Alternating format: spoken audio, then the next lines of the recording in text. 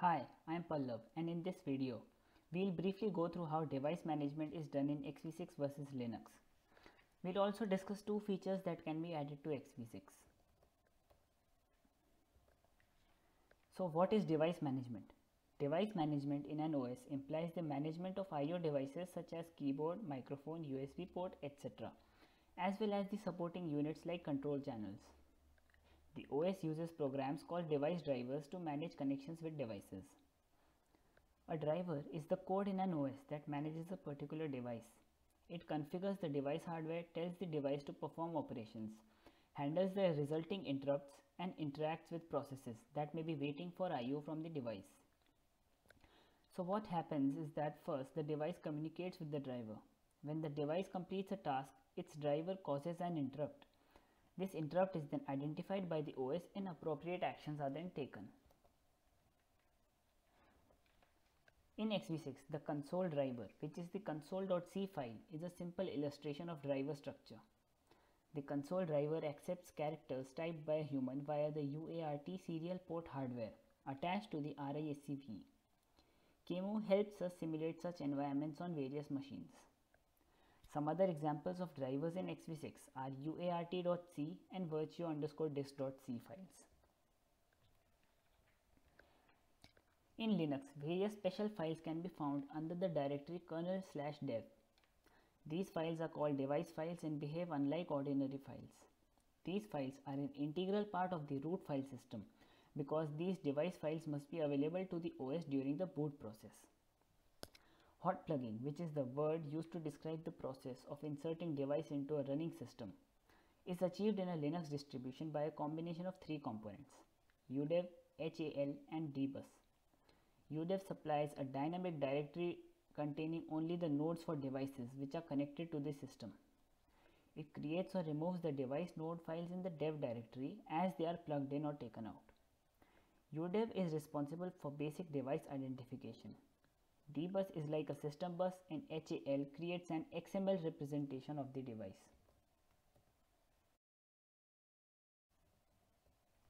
Two features of Linux I would like to add to x86 are: first, the use of colored text. As seen in this image of an Ubuntu terminal, different sources of text are color coded accordingly. This improves readability. The second feature is addition of a screensaver. The image here shows ASCII art being used as a screensaver in a Linux machine. The user inactivity will trigger the screensaver. Implementation of both these features requires use of system calls, so I'll briefly go over it. In order to define our own system call in x86, we need to make changes to 5 files. These are syscall.h, syscall.c, sysproc.c, usys.s, and user.h. Their use is shown here. Also, to add a user program, we need to make additions in uprogs and extra category of makefile.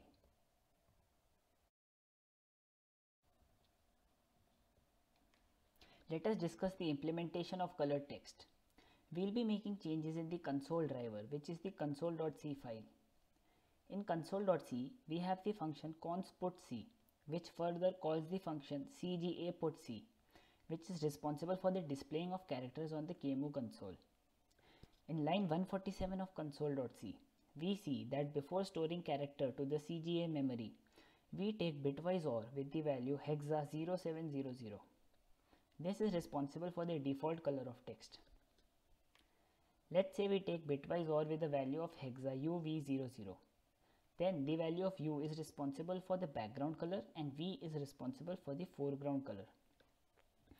U and V can each take values between 0 and F and each produces a different color. For example, 0 gives 7, black gives grey, and F gives white color. This is why the hexa 0700 gave the default grey on black theme.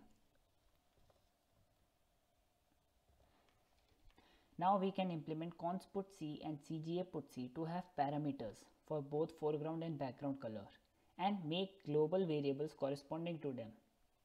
So, line 147 of console.c can be rewritten as follows. Also, here I have shown the output we get by taking bitwise OR with the value hexa 7100. This gives us a blue text on a grey background. We can also create system calls to change values of these global color variables and further add shell commands for making these system calls. File specific coloring can also be obtained by adding color variables in the file descriptor struct and passing these values as parameters when calling const_putc.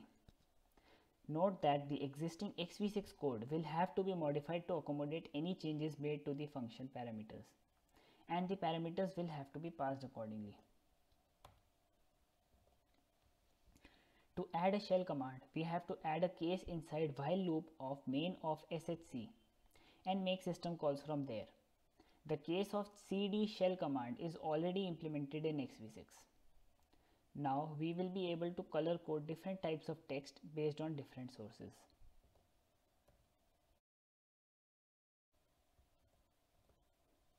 Now let us implement the screensaver. x86 uses timer interrupts to maintain its clock and to enable it to switch among compute bound processes. Timer interrupts come from clock hardware attached to each RISC-V CPU. To work with clock tick cycles, we can use trap.c. First, we add a counter in trap.c, which keeps track of time elapsed since last keyboard interrupt. Then, we need an identifier to know when screensaver is already on, so we add a boolean flag for the console state in console.c. Also, we create a buffer array to copy and store current state of QEMU console. This will be used when we display the screensaver. This is the overall working explanation. Whenever there is a keyboard interrupt, we reset the counter to 0. If the state was 1 at the time of interrupt, we set the state to 0 and restore the QEMU console to the state before the screensaver was on, using the data that we stored in our buffer array. Then we carry on with processing the interrupt. For the instances when there is no interrupt, if the state is already 1, no action is required. But if the state is 0, we increase the counter till it reaches the timeout value. When the counter reaches the timeout value, we set the state to 1, copy the console state to our buffer array, and rewrite console with either blank values or any ASCII art that the user may want as a screensaver. Now let us see how we deal with these cases.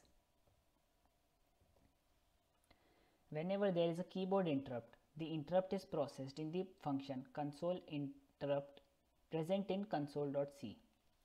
Here, in the first line inside function, we will implement the resetting of counter to 0.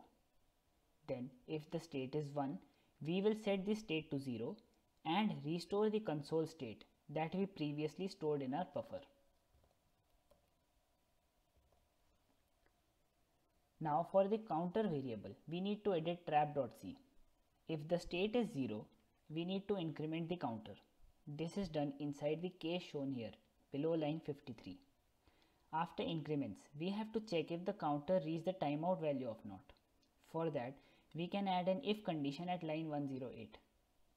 When we enter this if condition, that is, counter has reached timeout, we will first set the state to 1, copy the console state to our buffer array, and rewrite the console with the screensaver. The console state is saved in the CGA memory, which is denoted by an array named CRT.